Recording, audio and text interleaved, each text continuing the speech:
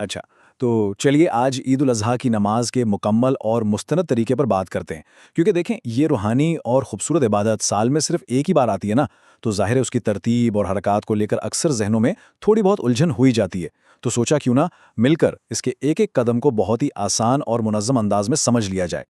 اب یہاں سب سے اہم چیز ایک نمبر ہے، اور وہ ہے 6۔ عام روزمرہ کی نمازوں سے ہٹ کر عید کی نماز کو جو چیز بالکل منفرد بناتی ہے نا، وہ یہی 6 زائد تکبیریں ہیں۔ بس اس 6 کی عدد کو ذہن میں اچھی طرح بٹھا لینا ہے، کیونکہ یہی وہ راز ہے جس سے اب ہم آگے چل کر مرحلہ وار کھولیں گے۔ تو ابتدا ہوتی ہے بنیادی نیت سے، جو کہ نماز کا اصل آغاز ہے۔ ظاہر سی بات ہے، کسی بھی ظاہری اور عملی عمل سے پہلے اندرونی اور روحانی تیاری کا مرحلہ آتا ہے۔ کوئی بھی عبادت پختہ ارادے کے بغیر تو شروع نہیں ہوتی۔ نیت کے الفاظ میں مکمل صراحت ہونی چاہیے، کچھ اس طرح: نیت کی میں نے 2 رکعت نماز عید الاضحیٰ کی زائد 6 تکبیروں کے ساتھ۔ اصل میں یہ الفاظ محض ایک رسم نہیں ہیں، بلکہ اس سے شعور بالکل بیدار ہو جاتا ہے۔ اس میں 2 رکعت کا اور خاص طور پر ان 6 زائد تکبیروں کا بالکل واضح ذکر ہے، جو اس نماز کی اصل پہچان ہے۔ نیت کے بعد اب باری آتی ہے پہلی رکعت کی، جس میں 3 زائد تکبیریں ہوں گی۔ امام صاحب کی اقتدا میں جب پہلی رکعت شروع ہوتی ہے تو کل 6 میں سے آدھی، یعنی پہلی 3 زائد تکبیریں یہیں ادا کی جائیں گی۔ لیکن یہاں یہ بات ذہن نشین رہے کہ یہ زائد تکبیریں فوراً ہی شروع نہیں ہو جاتی۔ امام صاحب کے ساتھ پہلی معمولی کی تکبیر کہنے کے بعد فوراً ہاتھ باندھ لینے ہیں اور پھر نہایت خاموشی سے سنا پڑھنی ہے۔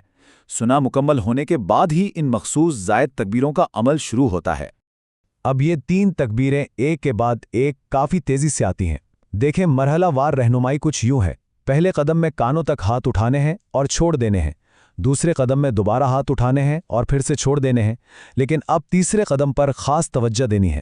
اس بار ہاتھ اٹھانے ہیں مگر چھوڑنے کے بجائے حسب معمول باندھ لینے ہیں۔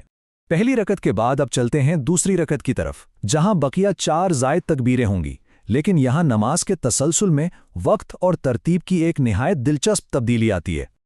اور وہ تبدیلی یہ ہے کہ دونوں رکعتوں میں ان تکبیروں کا وقت بالکل مختلف ہے۔ ہم نے دیکھا کہ پہلی رکعت میں زائد تکبیریں قرات سے پہلے ادا کی گئیں، مگر دوسری رکعت میں امام صاحب پہلے قرات مکمل کریں گے اور یہ زائد تکبیریں اس قرات کے فوراً بعد ہوں گی۔ یہ چھوٹی سی ذہنی مشق اگر پہلے سے کر لی جائے نا، تو عین وقت پر ہر الجھن سے بچا جا سکتا ہے۔ تو جیسے ہی قرات ختم ہو، رکوع میں جانے سے بالکل پہلے یہ 4 تکبیریں ادا ہوتی ہیں۔ پہلا قدم ہاتھ اٹھا کر چھوڑ دیں، دوسرا قدم واپس ہاتھ اٹھا کر چھوڑ دیں، تیسرا قدم ایک بار پھر ہاتھ اٹھا کر چھوڑ دیں۔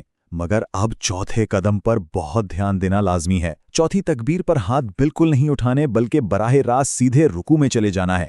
جسمانی حرکات اور تکبیروں کے اس خوبصورت سفر کے بعد اب ہم نماز کی تکمیل اور اس کے آخری نہایت پرسکون مرحلے یعنی سلام اور خطبے کی طرف بڑھتے ہیں۔ اب یہاں دائیں اور بائیں سلام پھیرنے سے نماز کا ظاہری عمل تو مکمل ہو جاتا ہے، لیکن عبادت کا تسلسل ابھی باقی ہے۔ سلام کے فوراً بعد اٹھ کر بالکل نہیں جانا، بلکہ خطبہ سننے کے لیے اپنی جگہ پر ہی بیٹھے رہنا ہے۔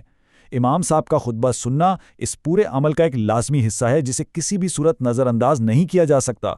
تو آخر میں سوچیں کہ اس درست طریقے کو آگے شیئر کرنے سے پوری کمیونٹی کی عید کتنی بہتر ہو سکتی ہے۔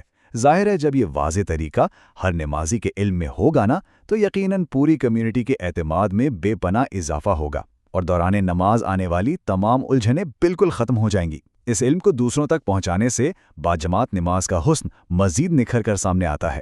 خیر، اس خوبصورت دن کی مناسبت سے سب کو بہت بہت عید مبارک۔